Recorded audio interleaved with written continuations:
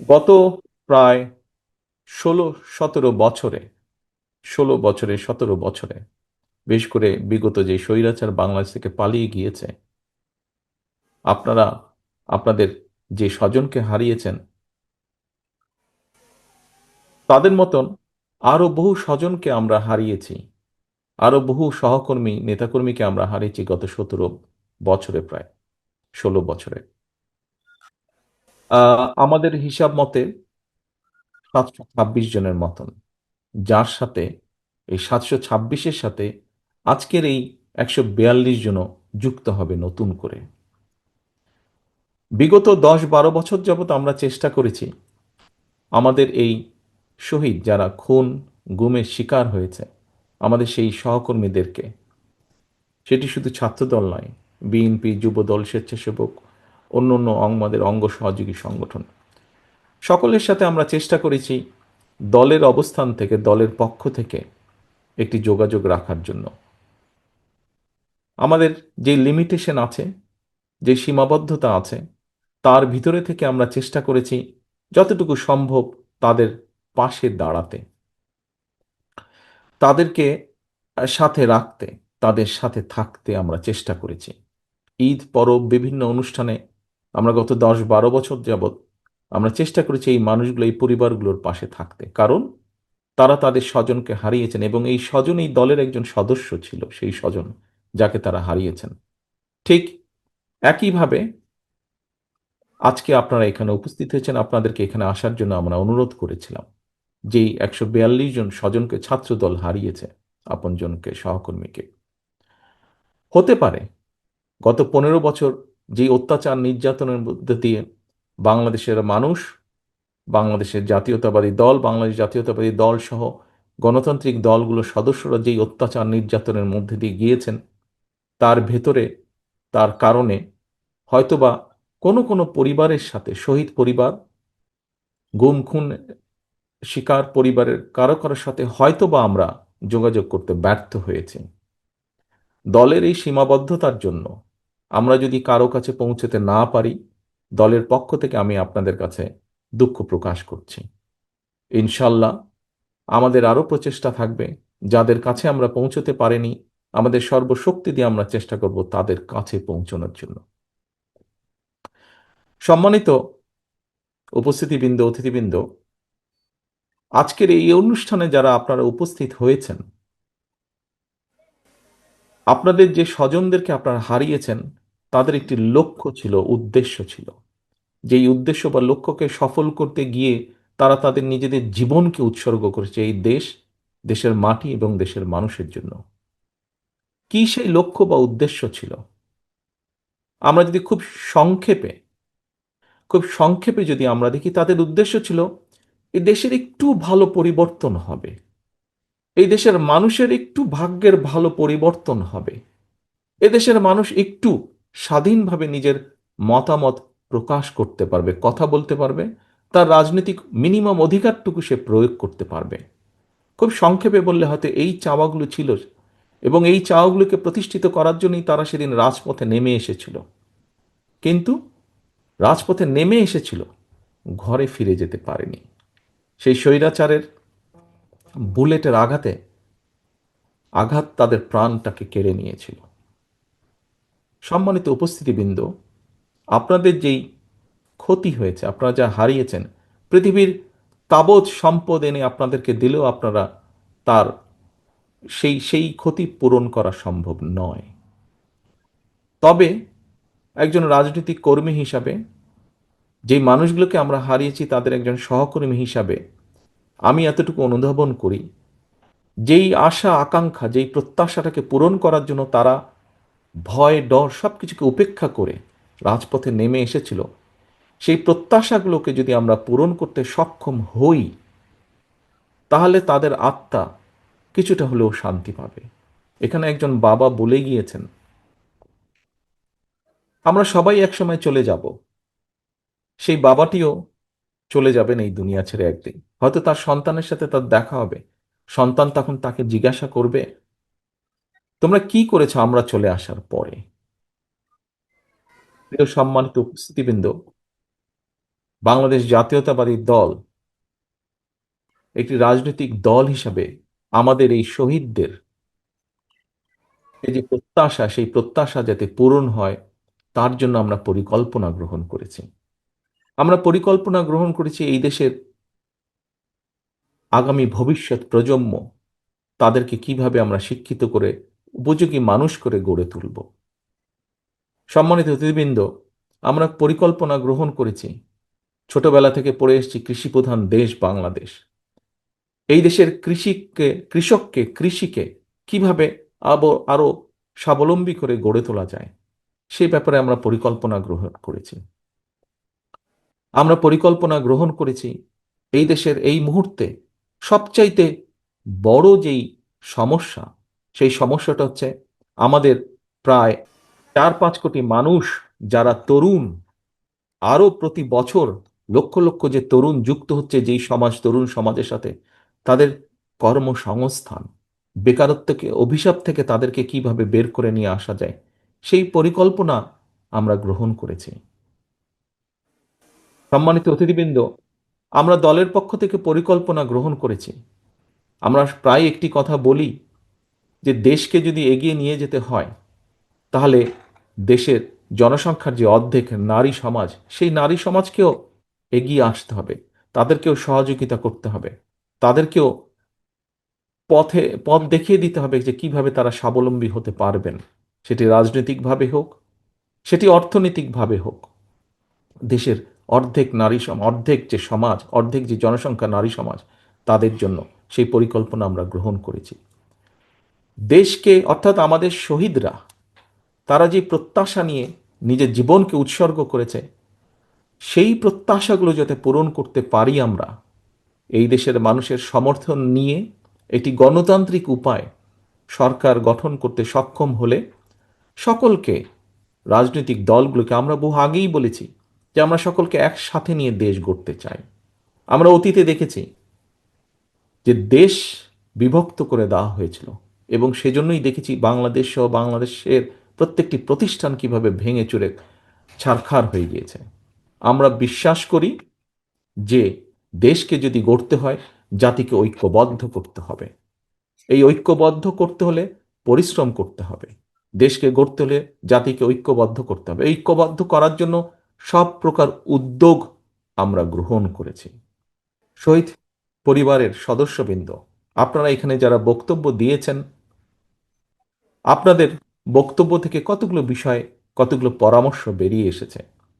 তবে হয়তো বিভিন্ন কারণে আপনারা কিছু কিছু বিষয় হয়তো খেয়াল দিতে পারেননি, সেজন্যই হয়তো বেরিয়ে এসেছে। যেমন বলেছেন জুলাই সনদ, এটি আমরা 3 মাস আগে দিয়ে দিয়েছি।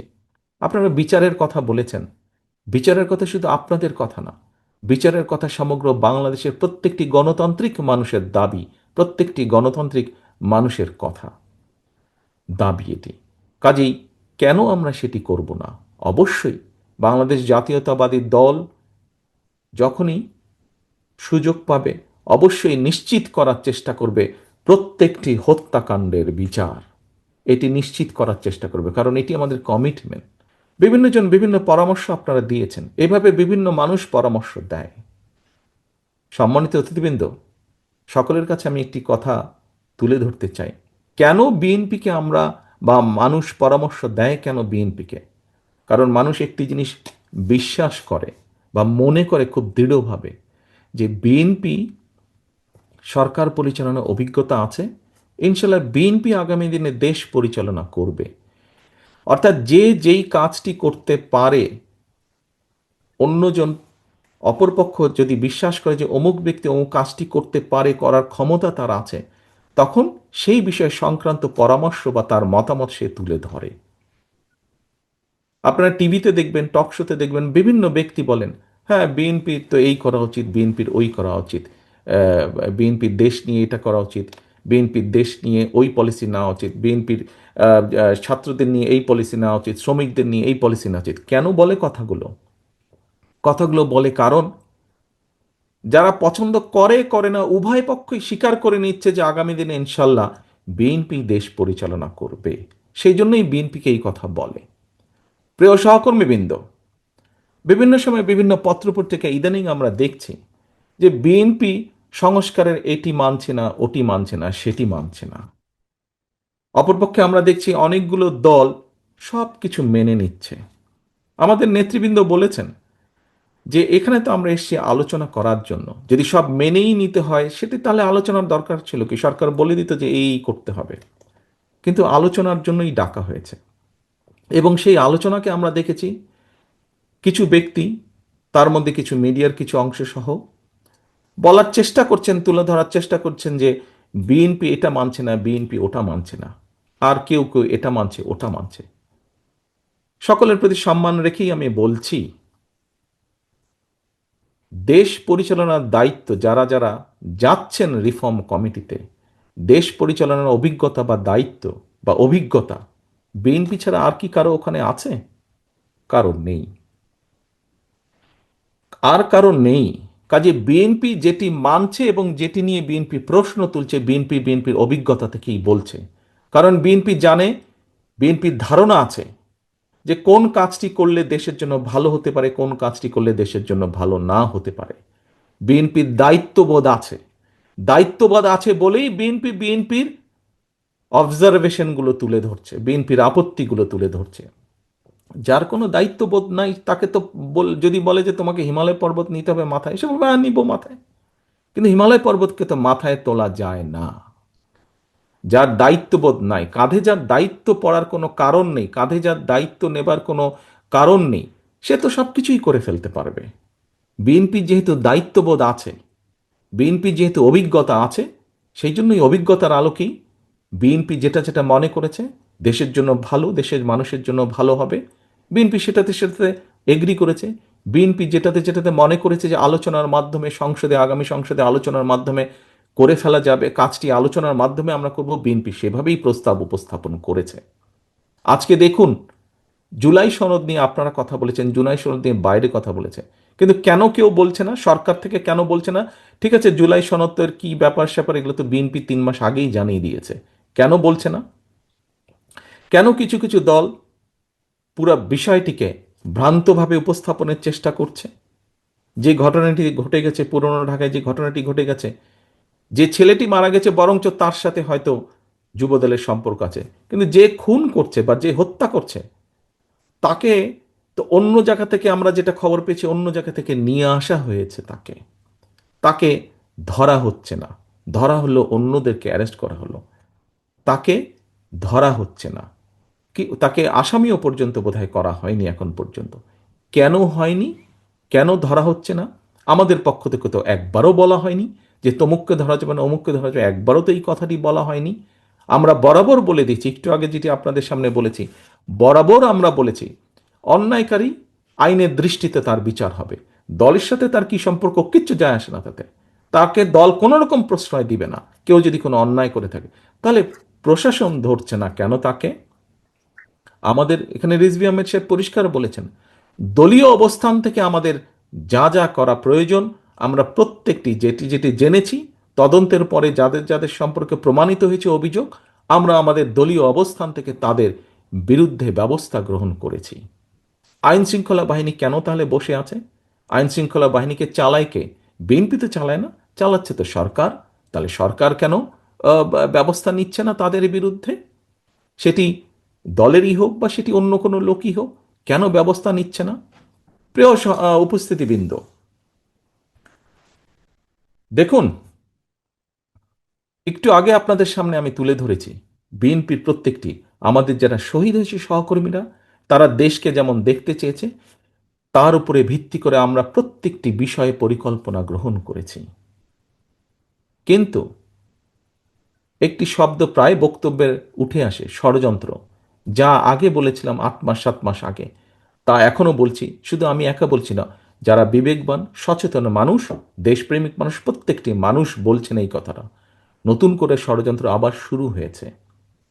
একটু আগে আমি বলেছি বিএনপি তার অভিজ্ঞতার আলোকে বলেছে সংস্কার কোনটি উচিত হবে, কোনটি উচিত হবে না, বা কি মতামত। কারণ বিএনপি দায়িত্ববোধ থেকে বলেছে। প্রিয় সহকর্মীবৃন্দ, আমরা বরাবর এক কথা বলে এসেছি, আমরা সবসময় গণতন্ত্রে বিশ্বাস করি, বাংলাদেশের স্বাধীনতায় বিশ্বাস করি, বাংলাদেশের মানুষের সার্বভৌমত্ব, দেশের সার্বভৌমত্বে আমরা বিশ্বাস করি, মানুষের কথা বলার অধিকারে আমরা বিশ্বাস করি। বিএনপি তার জন্ম থেকে বলেছে, বিএনপি বহুদলীয় গণতন্ত্রে বিশ্বাস করে। এই কথাটি শুধু বলেনি, এই কথাটি প্রমাণ করে দেখিয়েছে। বিএনপি সংসদীয় গণতন্ত্রে বিশ্বাস করে। বিএনপি শুধু বলেইনি, দেশনেত্রী খালেদা জিয়ার সময় আমরা এটি প্রমাণ করে দিয়েছি প্রেসিডেন্সিয়াল ফর্ম থেকে পার্লামেন্টারিয়ান ফর্মে কনভার্ট করার মাধ্যমে। বিএনপি এই কাজগুলো যেগুলো বিশ্বাস করে, বিএনপি প্রমাণ করেছে বিভিন্ন সময় কাজের মাধ্যমে বিএনপি যা বলে। কিন্তু আমরা কি দেখেছি? অনেকগুলো রাজনৈতিক দলকে আমরা দেখেছি, কারোর সাথে আমরা দেখেছি, কারো ব্যাপারে আমরা দেখেছি স্বাধীনতা যুদ্ধের সময়ের ভূমিকা। যখন বিএনপির প্রতিষ্ঠাতা শহীদ রাষ্ট্রপতি জিয়াউর রহমান স্বাধীনতার ডাক দিয়েছিলেন, সেই সময় আমরা দেখেছি দেশের স্বাধীনতার বিরোধিতা কে করেছে, কাদের পক্ষ নিয়ে দেশের স্বাধীনতার বিরোধিতা করেছে। আবার আমরা দেখেছি কোন কোন রাজনৈতিক দলের সদস্য এই দেশের মানুষকে যুদ্ধের ডাক দেয়নি, বরং ডাক দেওয়ার দায়িত্ব তাদের ছিল, কিন্তু ডাক না দিয়ে আমরা দেখেছি সবাই মিলে গিয়ে কোনো একটি দেশে লুকিয়েছিল বা আশ্রয় নিয়েছিল। কে ছিল এই দেশে? এই দেশের জনগণ ছিল। এই দেশের মুক্তিযোদ্ধারা এই দেশে ছিলেন। এই দেশের জনগণ এই দেশে ছিল। এবং সেই মুক্তিযোদ্ধাদেরকে, যারা মুক্তিযুদ্ধ করেছেন, তারা বিভিন্ন সেক্টর কমান্ডারের অধীনে মুক্তিযুদ্ধ করেছেন। আজকে যদি বিএনপির অবস্থান থেকে আমরা বলি, আমরা কাউকে দেখেছি একটু দূরের একটি দেশের গান গাইতে, আবার কাউকে দেখেছি একদম প্রতিবেশী একটি দেশের গান গাইতে। এখন তো দেখা যাচ্ছে বিএনপি ছাড়া, বাংলাদেশ জাতীয়তাবাদী দল ছাড়া বিভিন্ন দল বিভিন্ন দেশের গান গাইছে বাংলাদেশে। প্রিয় উপস্থিতিবৃন্দ, বাংলাদেশ জাতীয়তাবাদী দলের পক্ষ থেকে আপনাদের সকলের সামনে আজকে জোর গলায় আমি বলতে চাই, বিএনপি বিশ্বাস করে বাংলাদেশের জনগণ তাদের সকল রাজনৈতিক ক্ষমতার উৎস। বিএনপি বিশ্বাস করে বাংলাদেশের অস্তিত্বে। বিএনপি বিশ্বাস করে বাংলাদেশের মানুষের স্বাধীনতা সার্বভৌমত্বে, দেশের স্বাধীনতা সার্বভৌমত্বে। বিএনপি বিশ্বাস করে এটি বাংলাদেশই হচ্ছে বিএনপির সর্বপ্রথম এবং সর্বশেষ ঠিকানা। কাজে আজ পরিষ্কারভাবে আপনাদের সামনে আবারও আমি তুলে ধরতে চাই, যে হত্যাকাণ্ড জুলাই আগস্টে হয়েছে, যে হত্যাকাণ্ড গত 15 বছর হয়েছে, আমাদের সুযোগ আসলে ইনশাল্লাহ প্রত্যেকটি হত্যাকাণ্ডের আমরা বিচার করব। যত সময় লাগুক, ধীরে সুস্থে প্রত্যেকটি হত্যার বিচারকাণ্ড আমরা করব। আপনাদের সামনে পরিষ্কারভাবে আমি তুলে ধরতে চাই, 31 দফার মাধ্যমে আমরা জনগণের সামনে দেশকে গড়ে তোলার, রাষ্ট্র কাঠামোকে পুনর্গঠন করার যে পরিকল্পনা দিয়েছি, বাংলাদেশের মানুষের সমর্থন পেলে আমরা পূর্ণ উদ্যোগে সর্বোচ্চ প্রচেষ্টা দিয়ে আমরা 31 দফা বাস্তবায়নের চেষ্টা করব। আমাদের কারণ যে শহীদরা জুলাই আগস্ট সহ গত বিগত 15 বছরে যে মানুষগুলো প্রাণ দিয়েছে এদেশের মানুষের স্বাধীনতা, সার্বভৌমত্ব, রাজনৈতিক অধিকার, অর্থনৈতিক অধিকার প্রতিষ্ঠার জন্য বিএনপি সর্বশক্তি দিয়ে সেই শহীদদের মর্যাদা রক্ষা করবে, প্রতিশ্রুতি বাস্তবায়নের মাধ্যমে। প্রিয় সহকর্মীবৃন্দ, প্রিয় উপস্থিতিবৃন্দ, সম্মানিত নেতৃবৃন্দ, পরিশেষে আমি আপনাদের সকলকে আহ্বান করব, আসুন আমাদের সকলকে চোখ কান খোলা রাখতে হবে। আমাদের যে আন্দোলন, আমাদের যে যুদ্ধ ছিল গণতন্ত্র প্রতিষ্ঠার, মানুষের অধিকার প্রতিষ্ঠার, সেই যুদ্ধ কিন্তু এখনো শেষ হয়ে যায়নি। একটি হাদিস দিয়ে আপনাদের সামনে থেকে আজকে আমি বিদায় নিতে চাচ্ছি। একটি হাদিসে বলা হয়েছে, কোনো ব্যক্তির মিথ্যাবাদী হওয়ার জন্য এতটুকুই যথেষ্ট যে সে যা শুনে সত্যতা যাচাই না করে তাই প্রচার করে বেড়ায়। প্রিয় সহকর্মীবৃন্দ, সম্মানিত উপস্থিতিবৃন্দ, আমরা অনেককেই আজকে ধর্মীয় অবস্থান থেকে অনেককে আমরা কথা বলতে দেখি, অনেককে কথা বলতে শুনি। তাদের সকলের কাছে, তাদের সকলের সামনে এই হাদিসটি আমি রেখে যাচ্ছি। আমি আশা করব আমরা যারা এই দেশের বাংলাদেশের মাটিতে বড় হয়েছি, বাংলাদেশের আলো বাতাসে বড় হয়েছি, আমরা আমাদের সর্বশক্তি দিয়ে এই দেশের স্বাধীনতা, সার্বভৌমত্ব, এই দেশের মানুষের অধিকারকে রক্ষা করব।